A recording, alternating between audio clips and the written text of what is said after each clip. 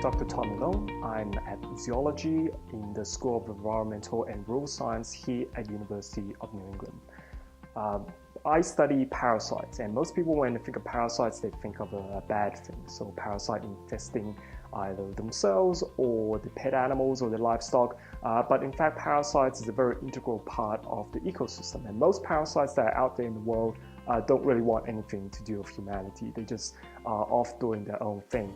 However, even though they're little things that are often hidden inside the host, they often have very significant impact upon the animals that live in the ecosystem. So because they are such a significant part of the ecosystem, I feel that it's very important for us to understand how they actually live. So I'm a parasite ecologist who actually, study the environment from the perspective of the parasites, how the parasites are supposed to get themselves from one host to another, and how they actually exploit the interactions between the different animals and the different organisms in the environment in order to complete their life cycle.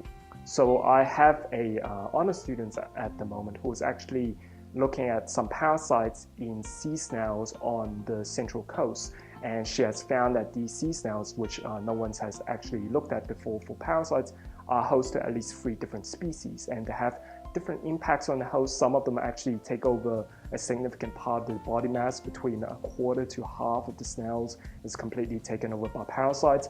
In some cases, they might actually change their behavior and how these animals are actually distributed on the seashore. And so this is something that most people don't really think about in terms of they just look at the ecosystem and they see the animals as they are doing their thing, but they don't realize that oftentimes there are actually parasites that are manipulating the behavior or altering how they actually interact with each other. I like working at University of New England because I'm surrounded by some very good people. In the zoology department, we have many different people working on various different aspects of animal physiology and ecology, their behavior, how they interact with the rest of the environment.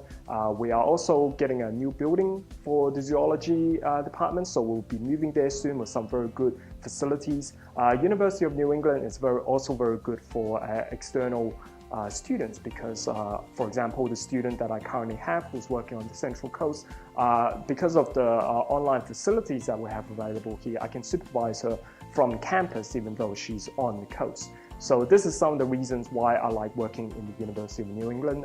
You might be interested as well and coming and seeing what kind of research we get up to and perhaps doing a course here.